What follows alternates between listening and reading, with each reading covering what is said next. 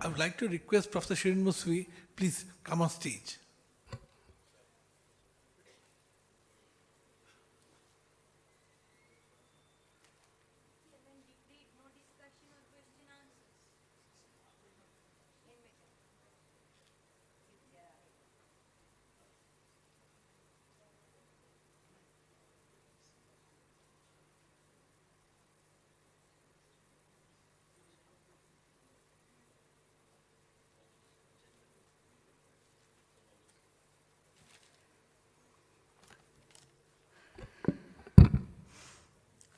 Mr. Chairman, Professor Fan Habib,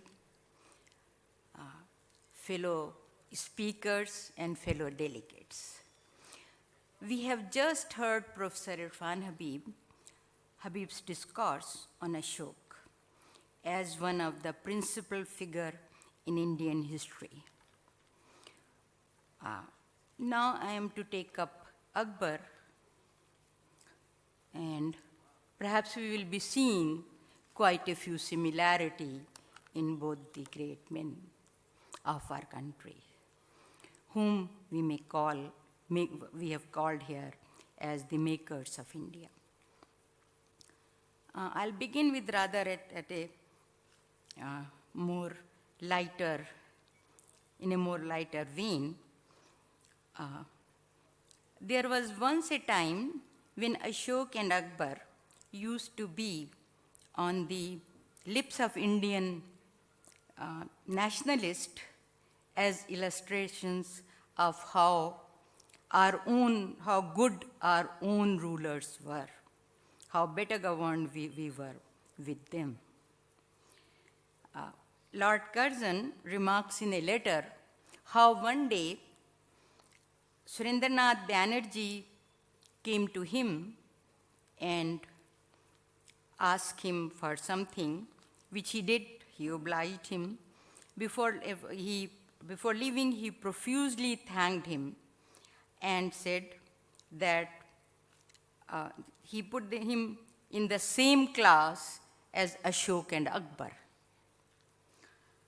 Curzon verily adds afterwards that from there he went to another meeting where Curzon was likened to Genghis Khan and Halagu. But anyway, this is rather obvious that during the national movement, these were the two figures which were celebrated as the best rulers of the country. Akbar was certainly marked as a conqueror and an empire builder.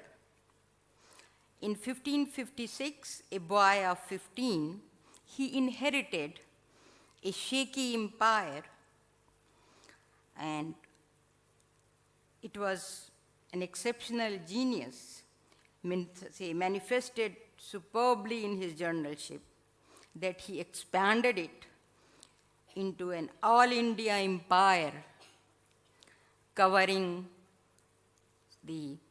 reaching up till the Bengal and having Deccan and of course the whole of North India up till the Kabul, west and north, every place. This was but it is Akbar's reign, perhaps, which for the first time very clearly marked, India in his reign very clearly be marked as a political entity. This is borne out by Abul Fazl's well-known dictum that Kabul and Kandahar are twin gates of Hindustan. One may very well say that before Akbar, perhaps India was more of a cultural entity rather than a geographical and a political entity. But now the situation changes. Abul Fazl further adds that by possession of these two spacious passages, Hindustan is made secured from foreigners. The implicit identification of Hindustan with the Mughal Empire here is made explicit in the Ain Akbari, where he talks of the account of the, he gives the, what was the administration of this country and how what was it divided into, how the 12 were later on, the 14 subas came into being, and all those further details about it. But the concept of India being or Mughal Empire being identical with India was very strong. The identification of Mughal Empire with whole of India was asserted again and again. And the whole of India was, and the whole people of India were also Akbar's own, and therefore one feels rather very unhappy when one finds Jarrett mistranslating everywhere the word Hindi with Hindu, where it is said, Danishgarai Hind, he would say, which means wise Indians, that will be translated wise Hindu philosophers. If it is Hindi Nijad, it is not, he won't translate it as Indian, a people of Indian origin, he would say Hindus. So one can see that how simply if the word is Ahle Hind, the people of India, Jarrett's translation would say Hindus only. Ahl and all that goes away.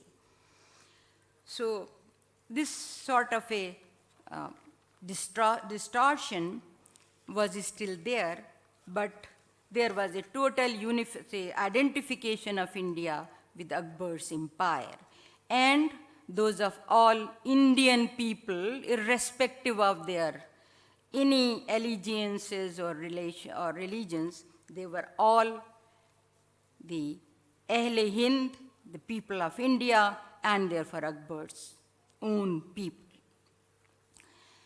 It was not only that, it is the period when for the first time, even the parts of India which were not under Akbar's control, as students of historiography, we must have interested into that, those were also considered to be part of India. So you would not only have Tabqat-e Akbari discussing or incorporating in its own discussion the regions which were yet to be conquered, but Farishta in his book going over to the Gulshan-e-Ibrahimi, going over to even the ancient period. So it was not all parts of geographical India which was part of India, it was the entire Indian past was a part of Akbar's inheritance. So the entire idea that how India has to be seen was changing now. It was not only on the theoretical basis that one will say that this was occurring, it was also on the basis of practical, say, making of a country in a practical manner. How Akbar was to govern India was totally a unique idea. The whole of the country was divided into geographical units of subas, say, sarkars, and further division of parganas consisting of the villages. And the whole country was divided into various subas, 12 earlier, and then up till the end they became 15. And now not only the territory was divided into that, the way it has to be governed was also to be divided and to have an extremely centralized government. The emperor is on the top. Below him are the important, as far as administration is concerned, 4 ministers, the wazir, which afterwards became less important, but the diwan or diwan-e-ala, the finance minister or revenue minister, and then the bakhshi, the Minister of Intelligence, and what you will say, the one who also look after the army, and then the Sadr. Now, if the empire is divided, it's not that their function, they are rather under each other. In a Suba, governor has nothing to do with the revenue, the divan of the Suba. He is totally independent of it. And the Bakhshia of the province is also independent of it. There is a direct chain. The chain begins with the emperor. Emperor has his own ministers. These ministers have at Suba level their own counterparts. These Suba level officials have their counterpart at the Sarkar level, and the Sarkar level officials have their counterpart at the Pargana level, and they have their subordinate at the village level. How then the whole work is done? A small peasant is being exploited, or he's rather have some grievances in Sambhal. And without the governor or even the revenue minister knowing about it at the Suba, Sarkar or any level, the emperor comes to know through the Bakhshi, his own Bakhshi-e-Mamalik, that this is happening to the peasant. And there is a farman of Akbar to the governor, such and such peasant in such and such village has grievances. He has to be sent at the cost of the state or the government under protection to the court so that I could hear his grievances. How one can think in the 16th century administration could have worked in this manner. So it was a sort of a unique, and then there was another very important thing as far as Akbar is concerned, as the Jesuits say, that he never left a room how he made himself accessible to all people, particularly the smaller ones. We have an example on which Professor Habib has written or brought out rather, that there was a small calico painter, Ram Das, who met Akbar, and he was perhaps the first person who was granted a Jagir, because it was that a village was assigned to him in revenue. And Akbar maintained a relationship with him even while he became half senile and gave him redress whenever he wrote to him. So, and then if you read Jesuits' father's accounts, you will be finding out that they say that the most important nobles would bring gift. Akbar won't have a look at them, but if a poor man brings the berries, he would not only accept them, put it to his heart, and embrace the person. So it was a different sort of a monarch we are talking about. Not, it was, say, confined to this sort of an action, but there were things which were rather more important than what one may say, and that was his concept of government. Just now we have heard about Ashoka.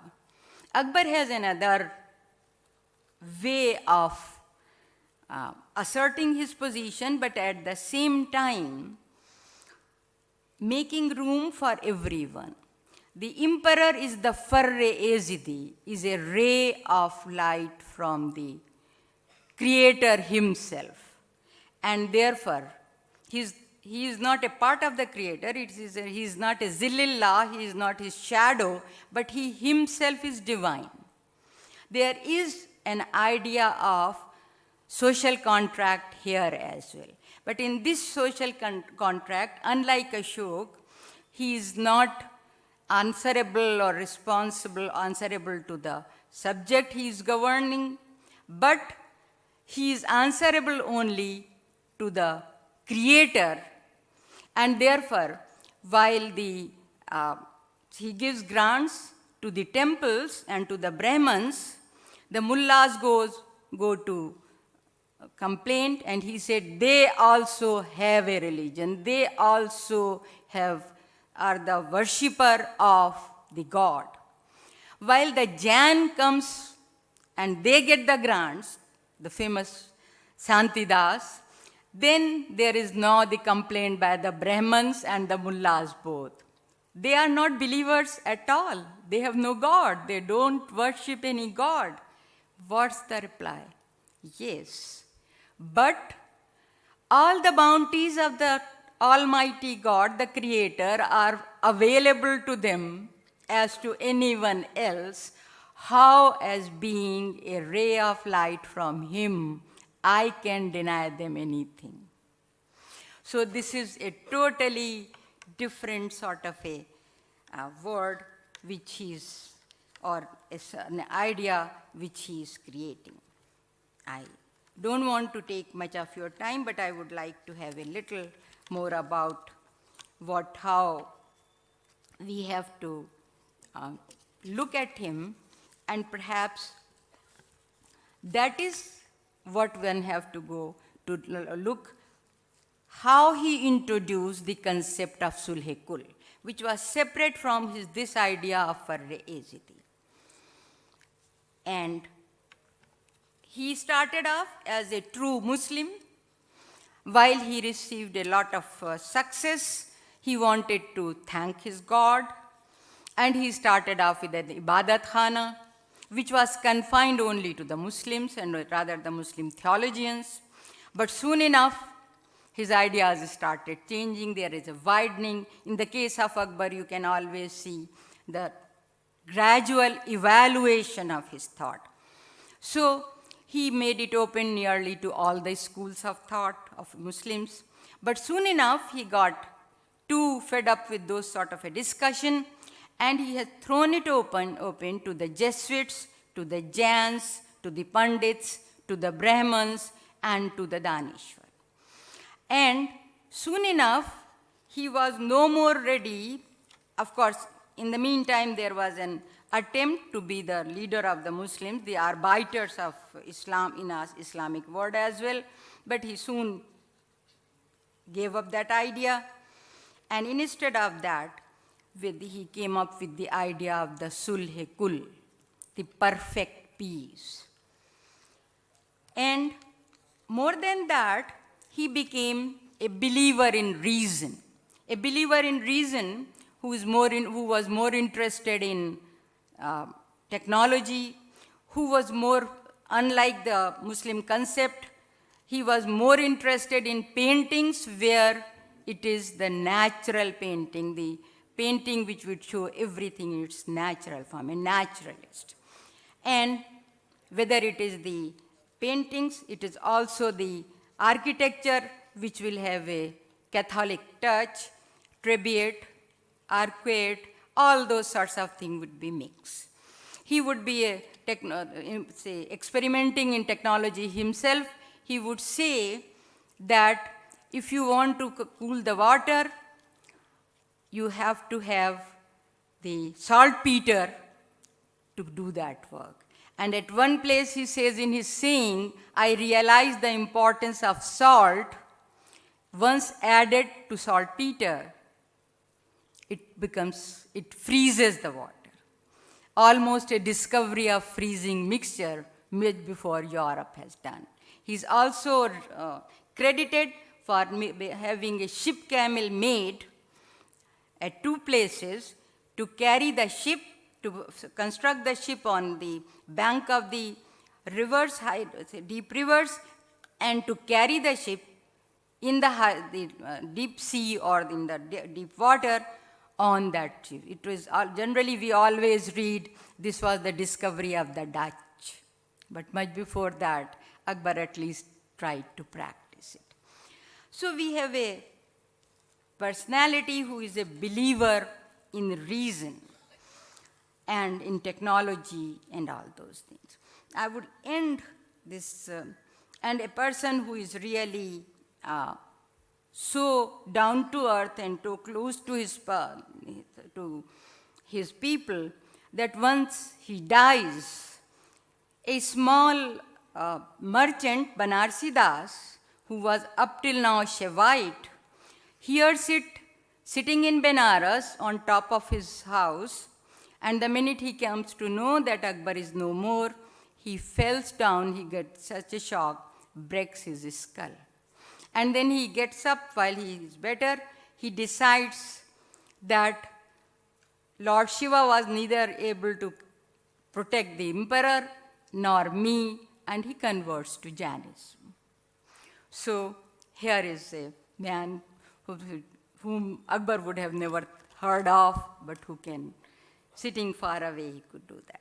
The best tribute to him is perhaps, as Pandit Nehru has written in his Glimpses of World History, comes from the Jesuits. The Jesuits at Akbar's court, he writes, said that this prince recorded that this prince had the common fault of all the atheists who would not believe anything not sanctioned by reason.